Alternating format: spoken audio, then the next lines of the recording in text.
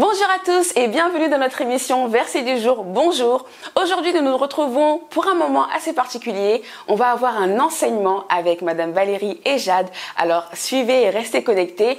Mais avant d'aller un peu plus loin, je vous invite à liker cette vidéo, à la partager et bien évidemment aussi à vous abonner. Je vous laisse avec la parole et d'ailleurs restez jusqu'au bout car j'ai une annonce à vous faire.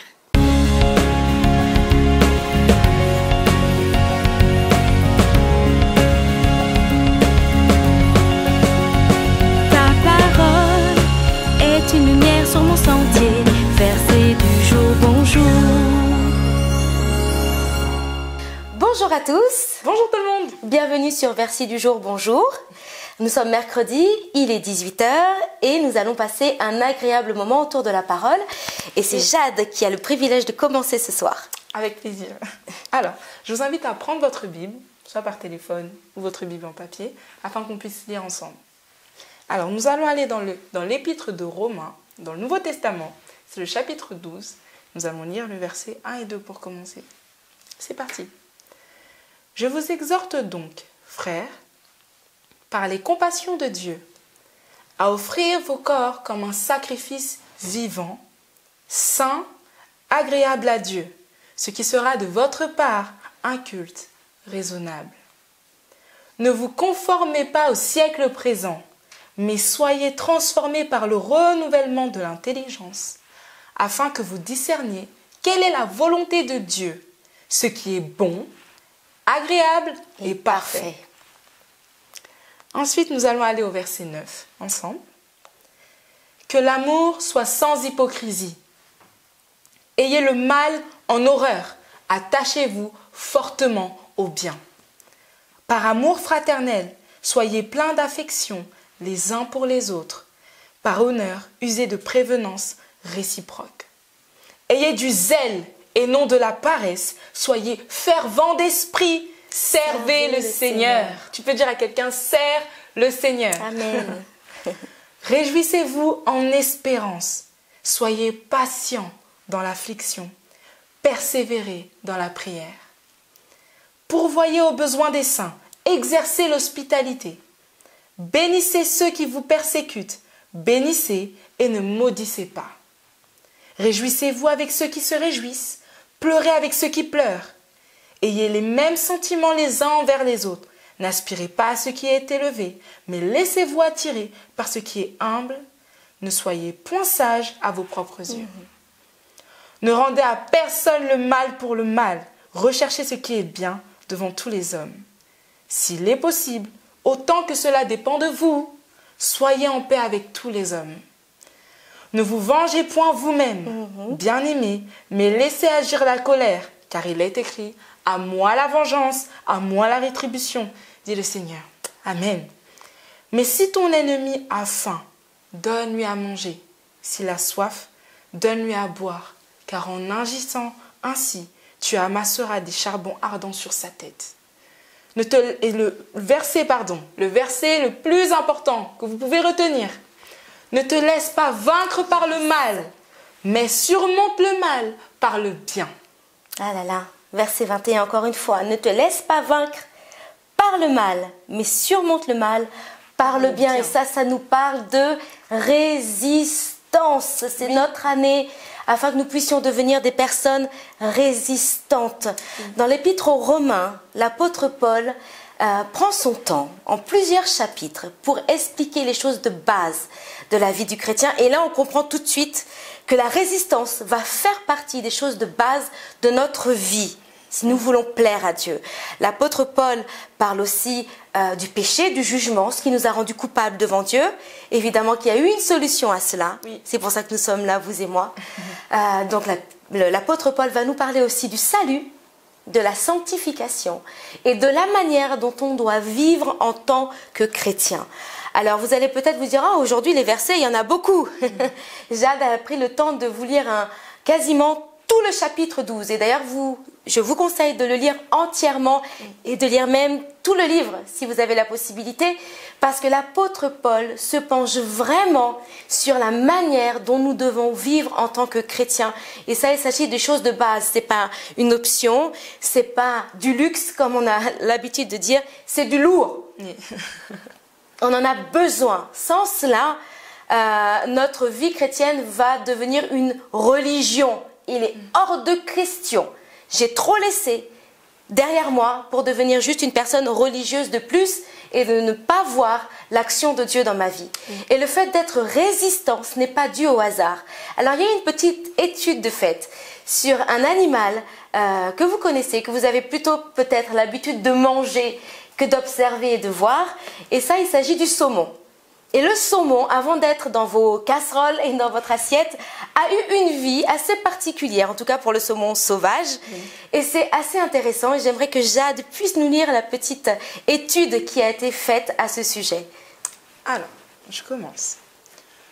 Le saumon de l'Atlantique passe au maximum ses 3 premières années de vie sans quitter sa rivière natale, là où il est né. Puis migre vers l'océan où il reste entre 1 et 3 ans. Il rejoint plus précisément les eaux froides, c'est pourquoi on le retrouve plutôt à proximité de la Norvège, des îles Féroé et du Groenland, là où il fait froid. Durant cette période, il se développe considérablement, puisqu'au cours de chaque année passée dans l'océan, il double son poids. Lorsqu'arrive le moment de la fraie, débute la dévalaison. Le saumon quitte l'océan où il était parti pour rejoindre sa rivière natale. Pendant l'été, dans la majorité des cas, afin de se reproduire. Ce phénomène qui pousse le saumon à rejoindre instinctivement le cours d'eau douce, donc là où il est né, si vous me suivez, est strictement l'endroit où il est sorti de l'œuf. Exact. S'appelle homing. Homing qui veut dire Le retour. le retour. Pendant toute la remontée des cours d'eau, il ne se nourrit pas. La migration est extrêmement épuisante. Car ces poissons, donc les saumons, fournissent énormément d'efforts pour parvenir à atteindre la frayère. Beaucoup y perdent la vie. Toutefois, un saumon est capable de résister à plusieurs frais. Ainsi, une fois qu'il s'est reproduit, il repart afin de rejoindre le milieu marin pour revenir 12 à 36 mois plus tard, puis repartir à nouveau. Exactement. Alors, il y a un endroit où tu es né. Yes. Il y a un endroit où tu es né de nouveau, Jade. Oui. Et cet endroit, c'est l'église. Oui. Je ne peux pas m'empêcher de faire cette parenthèse. Et beaucoup d'entre vous, le Saint-Esprit que vous avez reçu le jour où vous êtes venus et que vous avez accepté Jésus est en train de frapper à votre porte.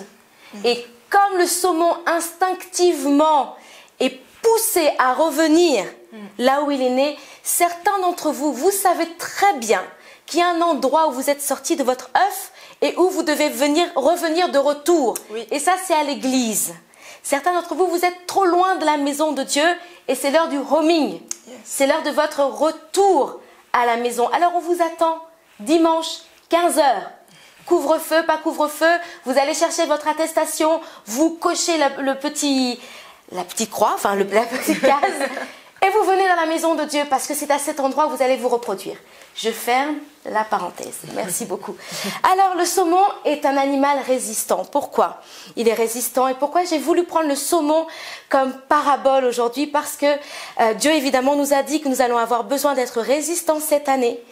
Et nous devons comprendre ce qu'est la résistance. Le verset 21, qui est notre verset pour aujourd'hui, même si je vous encourage vraiment à lire tout le chapitre, nous dit « Ne te laisse pas vaincre par le mal ».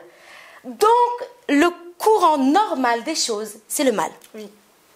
Le courant habituel, le sens normal des choses, c'est le mal. La Bible dit que le monde est sous la puissance du malin. Donc, si vous vivez dans ce monde, allô, il n'y a pas d'extraterrestre ici? Non. Donc, normalement, vous vivez dans ce monde, la tendance normale va être à être poussé à faire ce qui est mal.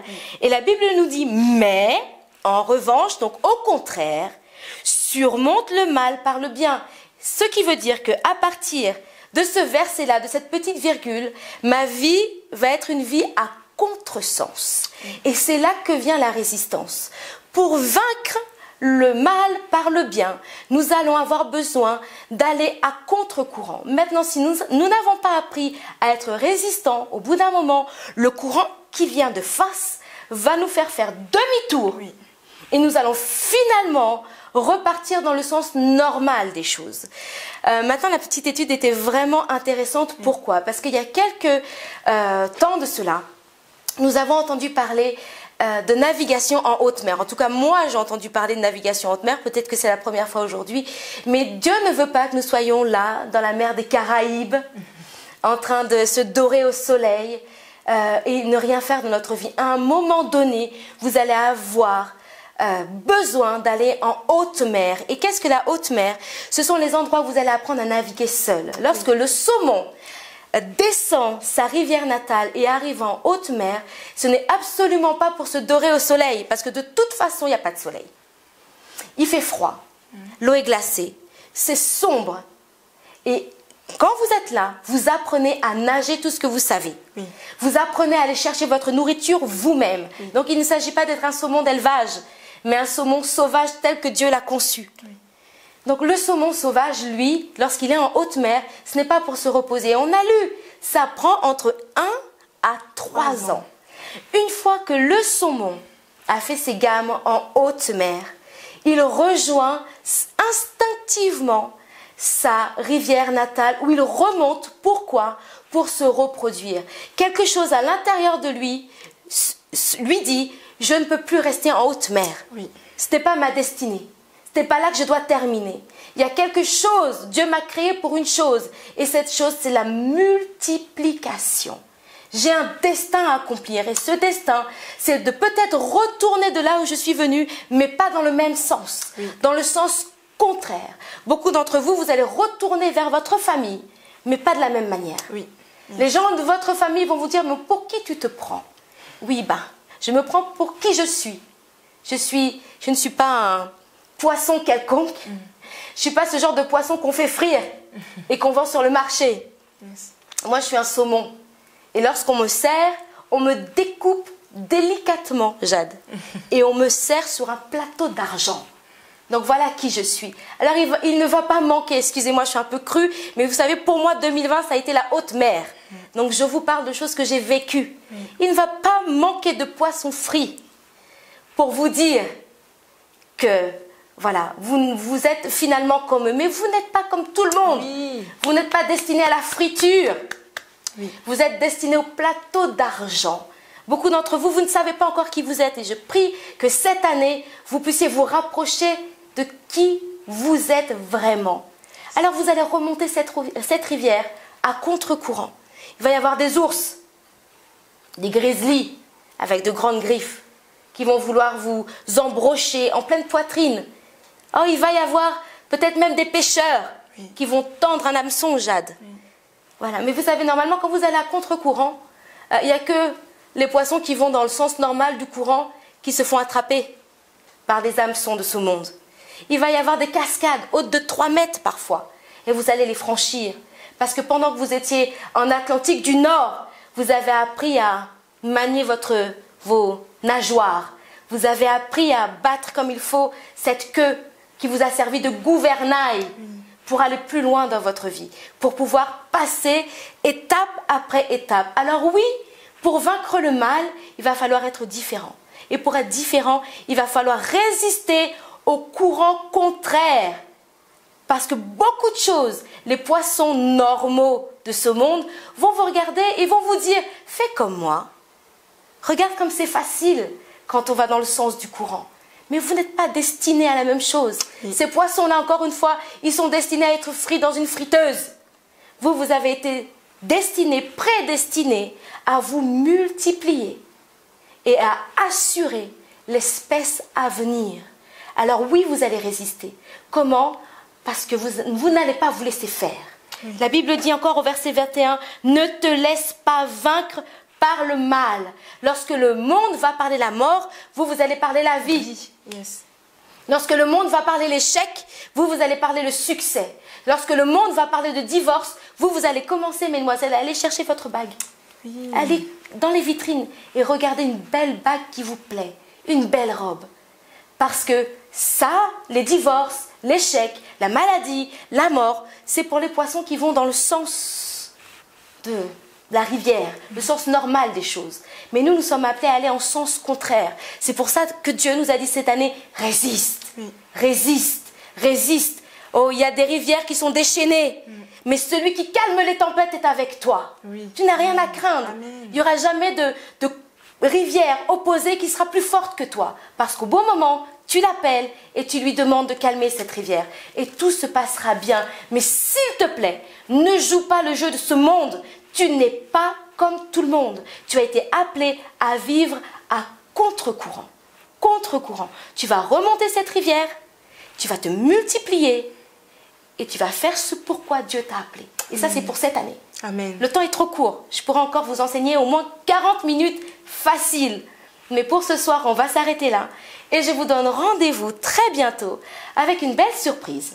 Je pense qu'Emmanuela va vous en parler. Donc, ne vous déconnectez pas trop vite. Mais il y a une très très belle surprise qui vous attend pour le prochain épisode. Mais retenez ceci. Jade retient ceci. Oui. Voilà. Résiste. Yes. Résiste. Et vous aussi, résistez. À très bientôt.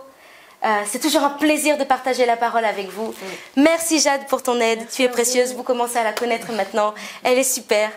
Merci à vous. À très bientôt et excellente soirée. Au revoir tout le monde. Waouh, quel enseignement! Merci Madame Valérie, merci Jade. C'était très très bon, je ne sais pas vous, mais moi j'ai retenu deux choses. Soyons résistants et allons à contre-courant. Alors je vous invite durant la semaine à réécouter cet enseignement et aussi à méditer le chapitre Romains 12. Et voici la bonne nouvelle. La semaine prochaine, nous recevrons le ministre Éric Sébastien et son épouse Catherine dans notre émission Verset du jour. Bonjour. Alors pour être sûr de ne pas manquer ce rendez-vous, je vous invite à activer la cloche de notification sur YouTube et par la même occasion à nous suivre sur Instagram et profitez-en pour commenter, pour liker, pour partager cette vidéo à un maximum de personnes afin que nous soyons nombreux à écouter la vérité. On se retrouve la semaine prochaine. Des bisous, à très vite.